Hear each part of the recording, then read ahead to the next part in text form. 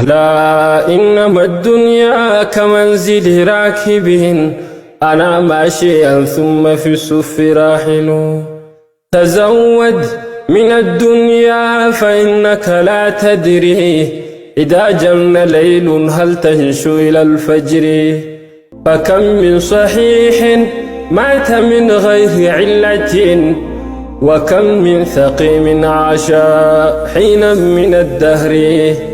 فكم من فتى يمسي ويصبح لاهيا، وقد نسجت أكفاله وهو لا يدري.